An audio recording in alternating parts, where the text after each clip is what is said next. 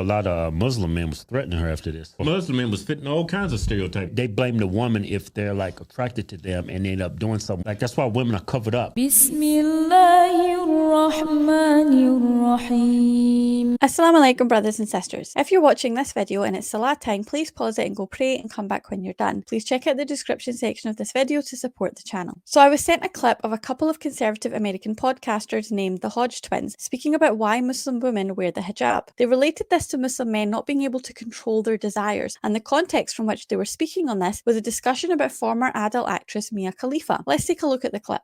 So those white men, they took advantage of her. They made her wear her that what's it called, hijab? Hijab. Yeah, hijab, cover face, and she was doing things like that. I'm sure a lot of Muslim men was threatening her after this. I bet you Muslim men was fitting all kinds of stereotypes after they saw that video. I mean, Muslim men. I mean, that's the whole point of like in that way of life.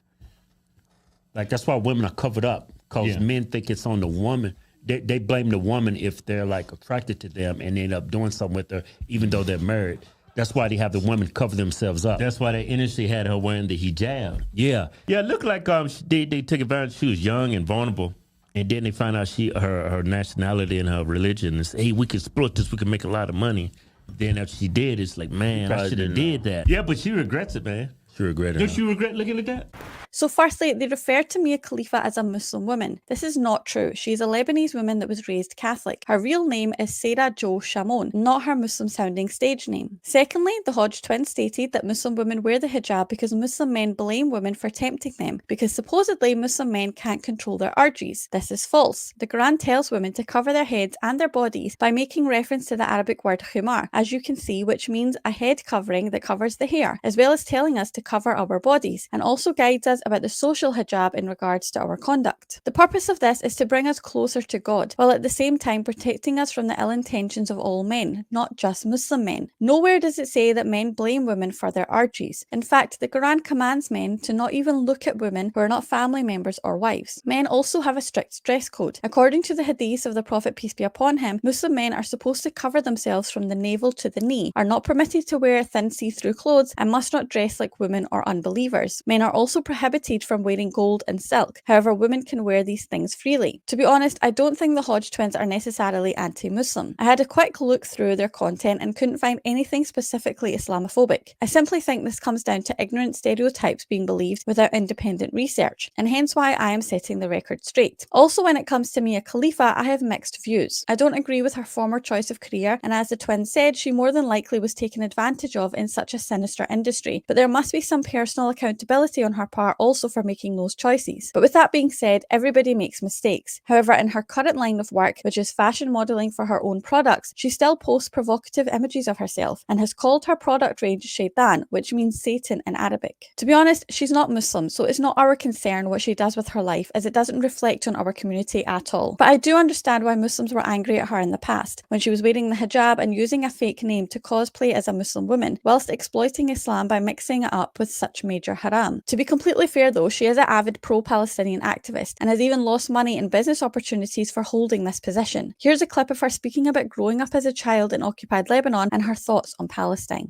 Zionists speak so candidly in the most disgusting way about how they feel about Arabs and how they feel about Palestinians. It's just brushed off. No one raises an eyebrow. No one cares that someone has said this. It would be headlines everywhere if there was one interview of Palestinians saying this. We're seeing the reality that is in Gaza, and we're seeing the reality that is in Tel Aviv and the rest of Israel. It's not just Gaza that isn't safe. We haven't even touched on the West Bank and Israeli citizens who are of Palestinian descent being arrested in their homes simply for standing in solidarity with children who are being murdered in their own homes. I don't care who is fighting. If you're against a ceasefire, like what? You don't control every single resource that goes in and out of a country you're waging a war on. They're not waging a war on a country. They're waging a war on an occupied group of people in the most densely packed area in the entire world and starving them to death and forcing dehydration on them and innocent children and innocent people. My heart breaks for them. They are so brave. They have so much pride and they have so much connection to the place that they're willing to die on. For the longest time, I wasn't even allowed to ever step foot in Israel and to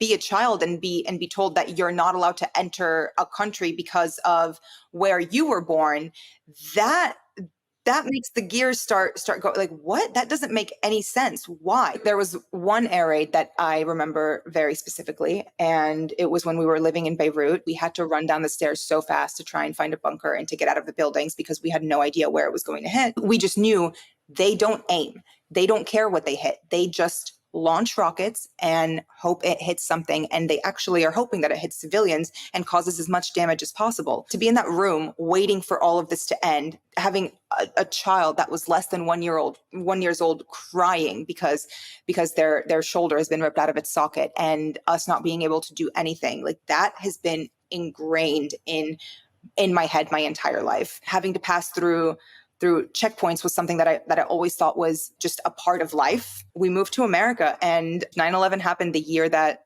we moved here. I started to see racism almost immediately. It wasn't until maybe 5 years ago that I started to really grow and educate myself and learn to not have internal racism towards myself. That's all I ever knew. Everyone in the world thinks Arabs are terrorists.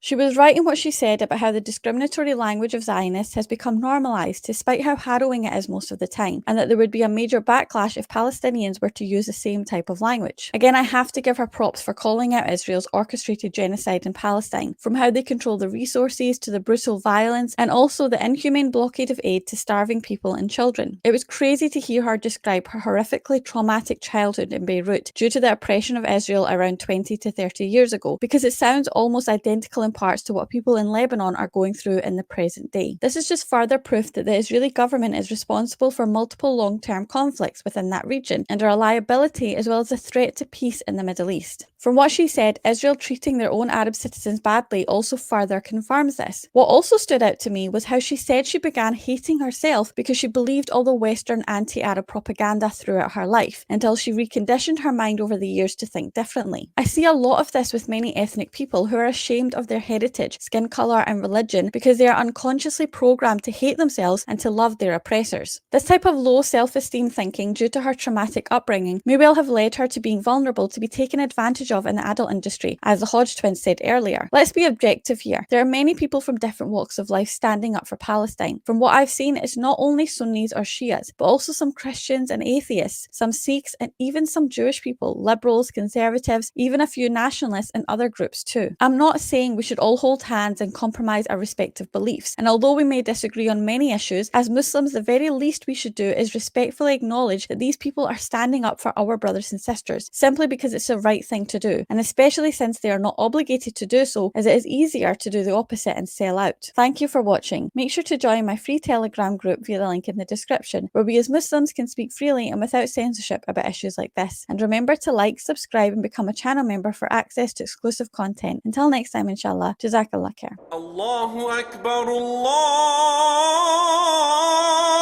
Akbar, Allah.